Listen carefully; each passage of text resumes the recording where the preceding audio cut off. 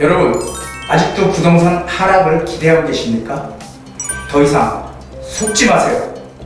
구독, 좋아요 눌러주세요. 어디? 안녕하세요. 부동산 DJ 한정훈입니다. 자, 시장이 많이 바뀌고 있습니다. 여러 가지 변화가 지금 무쌍하게 일어나고 있는데 여러분들 그거 실제로 현실을 느끼십니까? 아직도 부동산 가격 하락한다라고 외치는 사람들이 아직도 지금 존재한다는 게 너무도 참 희한하다고 저는 생각하는데요. 자, 한참도 못 본 부동산 투자 전문가들, 이젠 우리는 더 이상 속으면 안 됩니다. 제가 누누이 말씀드렸지만 오늘부로 정말 하락한다는 얘기 이제 더 이상 안 나올 수 있게끔 여러분들 강의 잘 보시기 바랍니다. 자, 먼저 세미나 공개합니다. 5월 29일 수요일 오후 2시입니다. 주제는요, 서울의 최상급지 소액투자 전략입니다. 자, 양극화가 심해지게 되면은, 우리는 양극화가 심해지게 되면 어떤 현상이 일어난다고요? 사람들이 몰리는 곳, 수요가 항상 존재하는 곳들만 오르고 나머지 지역들은 오르지 않는다. 양극화가 커진다라는 거죠. 이게 바로. 자, 그런데 지금 양극화가 커지는 시점에서 서울 같은 경우에 지금 공급 물량도 뭐 계속 줄어들고 있고 2029년도까지는 공급 물량 부족이다라는 얘기를 제가 많이 드렸죠. 자, 그런데 서울의 최상급지, 상급지에 투자할 수 있는 방법이 있습니다. 그 최상급지에 투자할 수 있는 방법. 자, 최상급지의 재건축 아파트 얼마나 비쌉니까? 그렇죠? 최상급지는 우리가 뭘로 들어가야 돼요? 유일하게 들어갈 수 있는 방법이 재개발 투자입니다. 최상급지를 우리가 소액으로 투자할 수 있는 전략, 상급지도 아니고 최상급지입니다. 이곳을 우리는 어떻게든지 들어갈 수 있게끔 해야 됩니다. 지금 시점이 상당히 중요한 시점이죠. 상저하고의 시장이라는 얘기 제가 많이 드렸습니다. 점점 시장이 하반기로 가면 갈수록 가격은 올라갈 겁니다. 자, 7월달 되면 어떻게 될까요? 7월 지나면은 전세 대란이 일어날 가능성이 크다, 이런 기사들 지금 많이 나오고 있죠. 전세가 매매가 같이 동반 상승하는 지금 그런 시기로 왔습니다. 이런 시기에 우리는 똘똘한 한채를 잡기 위한 전략, 역세권의 정말 초의 상급 지역, 이런 상급 지역에 투자할 수 있는 그런 방법을 알려드리는 시간 준비하겠습니다. 자, 선착순 10명이고요. 예약 필수입니다. 그리고 오시는 분들에 한해서 1대1 개별 상담 무료로 진행합니다. 자, 왜 계속 지금도 떨어진다고 얘기하고 있는, 그리고 계속 중장장 하락한다고 얘기하는 이 부동산 전문가라고 하는 사람들이 지금 맨날 틀릴까요? 자, 이거 한번 보세요. 2017년 대전망, 2016년대 2017년 전망을 얘기했습니다. 근데 2017년, 이게 내년이죠. 2017년 부동산 경기가 하락을 맞은 것이라는데 많은 전문가의 의견이 일치한다. 자, 이렇습니다. 그래서 대부분의 전문가들이 어떻게 해요? 하락할 것이다, 2017년. 그리고 또 이 기사에는요, 2017년 부동산 전문가들 2017년 집값 떨어진다. 그러면서 뭐 생산 인구가 감소하는 2017년 집값이 떨어질 가능성이 높다고 예상했다. 이거 말도 안 되는 얘기죠. 부동산 정부 생산 가능 인구, 생산 가능 인구가 감소해도요, 집값이 오르는 나라 많습니다. 이것은 생산 인구가 감소한다고 해서 집값이 떨어지는 게 아니고 생산 인구가 감소해도 집값이 오르는 나라가 있고요, 떨어지는 나라가 있고요. 그렇습니다. 다 다르다는 거예요, 상황별로. 자, 부동산 전문가들 2017년 전망 완전히 틀렸죠. 완전히 틀렸습니다. 대충 틀린 게 아니라 이것도 2017년 침체 전망에도 반등하는 부동산 경기 외에 부동산 경기가 침체될 것이라는 전문가들의 전망이 무색하게 부동산 시장이 빠르게 회복세를 보이고 있다. 이거 4월달이네요. 2017년 4월달. 자, 그 이유가 뭐냐면요, 하락한다고, 대출 규제, 일단 대출 규제가 11.13 대책을 통한 전매 및 청약 규제, 그리고 여전한 금리 인상 압박감 등으로 침체될 것으로 전망했다. 이렇게 지금 나오고 있죠. 그런데 제가 누누이 말씀드리지만은 저런 전망이 정말 그 사무실 가만히 앉아서 그런 전망하는 것들이 맞을까요? 안 맞아요. 제가 좀 맞은 적으로 본 적이 없어요. 그러니까 맨날 틀립니다. 맨날 틀려요. 그러면서도 계속 전망을 해요. 하지만 여지없이 틀린다는 거죠. 자, 이거는 2021년도 7월 달에 나왔던 기사예요. 집값은 내년부터 본격적으로 하락해 2026년도까지 금리 인상이 지속되면 40%까지 하락세가 이어질 것이다. 야, 이거 말도 안 되는 얘기죠. 2026년도까지 금리 인상이 지속된대요. 금리 인상은 올해 조금 늦어질 수 있어도 올해 본래는 제가 6월, 7월에 금리 인하가 시작될 것이다 이렇게 얘기했지만 조금 늦어질 가능성은 있습니다. 하지만 결국 올해부터 금리 인하는 이어질 거예요. 근데 뭐 2020년도까지 금리 인상이 지속된다고요? 이게 참 말도 안 되는 얘기예요. 그리고 2023년 3월 5일날 기사는 부동산 전문가 90% 2023년 집값 하락 전망 안 맞아요. 90%가 하락한다고 했대. 그런데 제가 뭐라고 얘기했죠? 2023년 제 동영상, 유튜브 동영상을 보시면은 1월 달부터 변곡점이 생기기 시작했다. 이런 것을 보실 수 있습니다. 제가 뭐 했던 얘기니까요. 2023년 1월을 변곡점으로 해서 거래량이 급등을 하기 시작합니다. 9월까지 계속 거래량이 늘어나면서 가격이 계속 상승하기 시작했죠. 이건 뭐 너무도 뭐 지극히 지나보니까 뭐 그렇다고 하지만 자 2023년 9월 15일 날 기사 매매가의 전세값도 전국 상승세로 전환. 자, 그래서 이 9월 달 되니까요. 이게 거래량이 늘어나면서요. 이 예를 든 거죠. 경희궁자이 2단지 같은 경우에 21년도 8월 달에 25억에 거래가 됐는데 그런데 8월 달에 8월 14일 27억 8천만 원에 거래가 됐대요. 2억 한 8천 정도 오른 거죠. 그렇죠. 그리고 강남 압구정동 신현대 12차 선형 155제곱미터는 지난해 3월 51억 원에 거래가 되는데 2층이 올해 8월에 어떻게 해요? 10억 2023년 8월에 10억 원이나 뛴 61억 원에 거래가 됐어요. 10억이 뛰었어요. 그렇죠? 3월에서 8월이면 5개월 사이에 10억이 뛰었다는 거잖아요.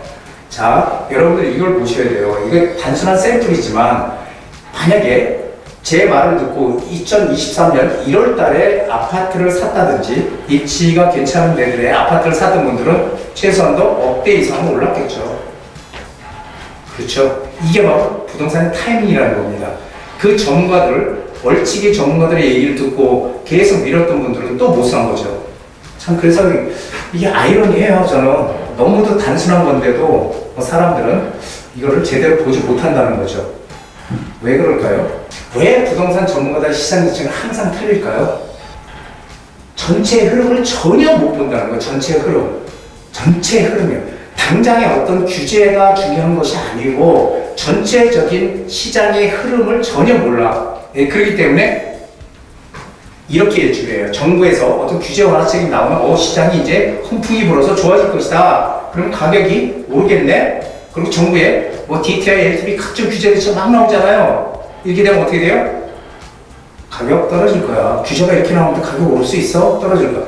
이런 단순한 논리로 예측을 하기 때문에 일반인들이나 시장 부동산 전문가라는 사람들은 거의 뭐 다를 게 없다는 거예요. 거의 똑같다는 거죠. 제가 항상 미리 예측을 해서 여러분들한테 얘기를 해드리는 것도 잘 보셔야 됩니다. 그래야 남들보다 좀 더 빠르게 갈 수 있는 거지. 그냥 당연한 얘기, 그런 얘기들을 듣고서 움직이면 절대 안 된다는 거예요. 미리 남들보다 선제적으로 움직일 수 있는 그런 지혜가 필요하다는 거죠. 자, 추세를 알면 시장을 읽을 수 있다. 제가 많이 말씀드렸잖아요. 이걸 몰라서 그래요. 부동산 시장이 상승 국면으로 이렇게 갈 때는 항상 정부에서 규제를 가하죠. 너무 부동산 가격이 오르면 또 경제에 안 좋은 영향을 미친다. 그러니까 규제를 요 부분에서 합니다. 그러면은 규제의 영향으로 가격이 떨어집니다. 떨어지지만 요게 3개월에서 5개월, 길면 5개월이에요. 3개월에서 5개월 정도 하락하다가 다시 원래 추세는 상승 추세였기 때문에 상승 추세로 간다라는 거죠. 반대로 시장이 하강 추세로 가요. 하락 추세로 쭉 떨어져. 그러면 정부에서 또 가만 놔두면 안 되잖아요. 너무 하락하면은 우리나라 사람들의 거의 전 재산의 75%가 어디에 있어요? 부동산에 있어. 부동산에. 그렇죠? 그러니까 부동산 가격이 너무 떨어지면 안 되니까 부양책을 씁니다. 이 시점에서. 부양책을 쓰게 되면 어떻게 해요? 시장이 살아납니다. 살아나네. 부양책을 쓰니까 살아나네 했는데 이것도 역시 3개월에서 5개월을 견디지 못하고 5개월, 길면 5개월 상승하다가 다시 원래 추세가 하락 추세이기 때문에 하락 추세로 간다는 거예요. 그래서 시장에서 규제를 가할 때 이런 거죠. 뭐 투기과열주를 지정한다든지 DTV, LTV를 강화한다든지 재건축 초과이익 환수 제도를 재건축 초과이익 환수를 한다든지 양도세 중과를 다시 한다든지 이런 것들이 진행됐을 때 부분적으로 시장은 타격을 받지만 결국은 상승 추세였을 때는 일시적인 하락으로 가다가 3개월, 5개월 지나면 다시 상승으로 가더라라는 게 이게 하나의 흐름입니다. 이런 흐름을 알아야지 부동산 전문가라고 할 수 있는 거예요. 자, 큰 흐름으로 시장을 파악해야 됩니다. 과거의 시장은 수도권과 지방시장의 커플링 현상이 대세였죠. 이게 동조화 현상이라고 하는데 커플링. 자, 서울이 오르면 어떻게 해요? 순차적으로 퍼져서 경기도가 오르고요. 경기도가 오르게 되면 순차적으로 퍼져서 지방시장이 오르는 커플링 현상이 대세였다면 앞으로의 시장은요. 디커플링 현상이 대세가 될 거예요. 디커플링이라는 게 뭐냐? 디커플링이라는 거는 뭐예요? 비동조화라는 거예요. 따로따로 간다는 거죠. 수도권과 지방이 따로 가는 시장이다. 그래서 우리는 어떻게 해야 됩니까? 지금도 지방시장, 서울 수도권은 거래량도 살아나고 전세가도 오르고 있지만 지방시장은 어떻게 해요? 지금 아직도 미분양이 많이 지금 남아있는 상황이죠. 그래서 이 비동조화, 미래 시장은 수도권과 지방시장이 서로 반대로 가는 그런 시장으로 전개될 것이다 라는 겁니다. 그래서 매매 가격이 오른다고 해서 전 지역이 오르는 거 아니에요. 전 지역이 오르는 거 아닙니다. 우리가 2016년도도 그렇고 17년도도 그렇고 가격 하락한다고 공급 물량이 많아서 어떤 이유로 가격이 하락할 전문가들이 얘기했지만 제가 뭐라고 했죠? 공급 물량이 전체는 많더라도 지역적으로 봐야 된다. 지역에 서울이면 서울, 부산이면 부산, 대구는 대구, 인천이면 인천 그런 지역의 공급 물량이 과연 얼마나 되느냐가 중요하지 전체 공급 물량을 갖다 놓고선 공급 물량이 너무 많으니까 집값이 하락할 거다? 이렇게 전부 얘기하면은 뭉뚱그려서 얘기하면 안 된다는 거죠. 자, 그래서 양극화가 지금 이제 이렇게 진행이 크게 된다는 거예요. 그래서 양극화 극대화 시장으로 앞으로는 점점 전개가 되기 때문에 어떻게 해야 된다? 똘똘한 한 채의 중요성이 점점 더 심각해지고 있다는 겁니다. 자, 주택 공급의 두 개의 축은요. 재개발과 재건축이요. 제가 누누이 말씀드렸지만 공급 부족을 해소하기 위한 유일한 방법이 재개발과 재건축이라고 제가 말씀드렸죠. 재개발과 재건축. 이 활성화 대책 계속 지금 발표하고 있습니다. 뭐 때문에? 공급을 어떻게 하면 빨리 늘릴까? 이거 하나로 지금 계속해서 뭐 재건축, 안전진단 완화해주고, 그리고 기존의 용적률 높았던 아파트도 용적률 인정해서 더 거기서 추가로 용적률을 주겠다. 그렇죠? 재개발하는 그 신축 아파트들 주택세에서 빼주겠다. 이런 것들 계속 지금 내놓고 있잖아요. 그래서 공급을 전부 다 공급 늘리기 위한 안간입니다. 이렇게 저는 생각을 하고 있습니다. 그래서 정부의 생각대로 이렇게 지금 정부에서 공급을 늘리기 위해서 노력을 하는데 빠르게 공급 늘어날 수 있을까요? 아닙니다. 모든 게 지금 다 올랐잖아요.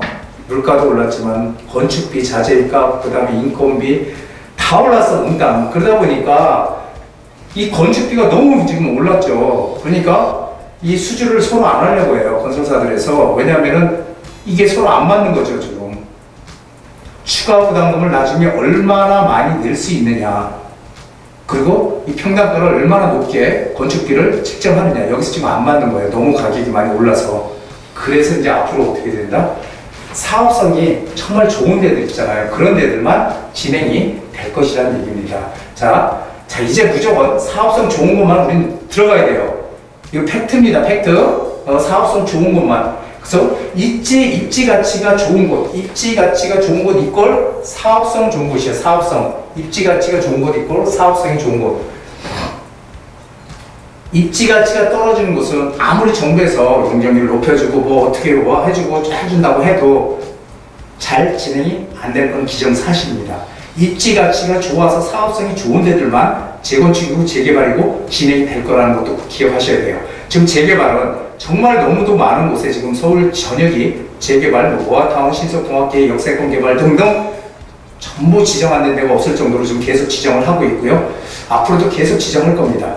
그런 데들 안 된다고요. 되는 데들만 될 거예요. 그런 데들이 어때? 입지가치 좋은 곳, 사업성 좋은 곳, 이런 것들만 된다는 거죠. 그리고 지금 가장 큰 화두는 역세권이잖아요. 역세권.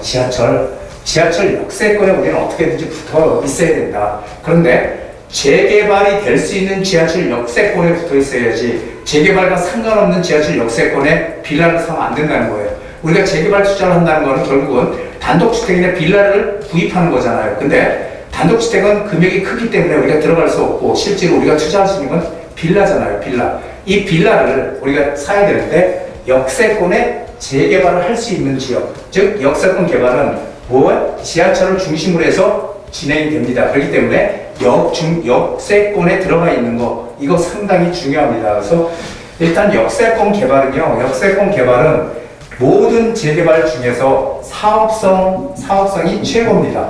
사업성이 가장 높은 게 역세권 개발이에요. 그래서 역세권 개발로 진행되는 데들은 웬만하면 중단될 일은 거의 없다는 것입니다. 특히 입지 좋은 데들의 역세권 개발은 정말 사업성이 좋기 때문에 너무너무 진행이 빨리 되겠죠. 그런 게 대표적으로 용산의 역세권 개발이나 이런 것들인데요. 원효일가 역세권 개발. 자, 재테크는요, 우리가 뭘 하기 위해서요? 노후 대비를 위해서, 경제적 자유를 위해서, 이런 듣기 좋은 얘기를 하지만 가장 결정적인 게 뭐예요? 돈을 벌기 위해서잖아요. 결국 돈을 벌기 위해서. 그래서 옛날에 이런 말 있죠. 우리 돈 열심히 개처럼 벌어가지고 정승처럼 쓰자. 저는 이 말이 상당히 맞다고 생각해요. 개처럼 벌어서 정승처럼 쓸 수 있게끔 정말 우리는 최선의 노력을 해야 됩니다. 언제까지? 내가 건강할 때까지. 건강해서 내가 활동할 수 있을 때까지 우리는 재테크에 몰두를 해야 된다는 거죠. 자, 5월 29일 날 세미나 이렇게 안내해드리고 상급지 소액투자 전략입니다. 상급지 어떻게 하면은 적은 금액으로 최상급지에 입성을 할 수 있는지 궁금하신 분들 오십시오. 제가 속 시원하게 풀어드리겠습니다. 운명은 우연이 아닌 선택이다. 기다리는 것이 아니라 성취하는 것이다. 윌리엄 제닝스 브라이언. 운명은 우연이 아닌 선택이다. 모든 게 마찬가지죠. 가만히 있어가지고 되는 건 아무것도 없어요. 그렇죠? 가만히 있어가지고 되는 건 아무것도 없어요. 움직여야 돼요. 움직여서 내가 뭔가를 해서 실패를 하든 성공을 하든 해봐야지 우리가 좀 더 앞으로 나갈 수 있는 거지. 가만히 있으면 우리는 오히려 아무것도 아닌 도태되는 그런 인간일 뿐입니다. 여러분들 꼭 좋은 그런 기회를 잡아서 투자를 할 수 있는 그런 현명함을 꼭 가지시기 바랍니다. 자, 오늘도 여러분들 좋은 그런 행복한 하루 되시기 바랍니다. 한정훈의 부동산 DJ에서는 여러분들의 고민을 기다립니다. 영상을 보시고 투자에 관심 있으신 분은 지금 바로 연락 주시기 바랍니다.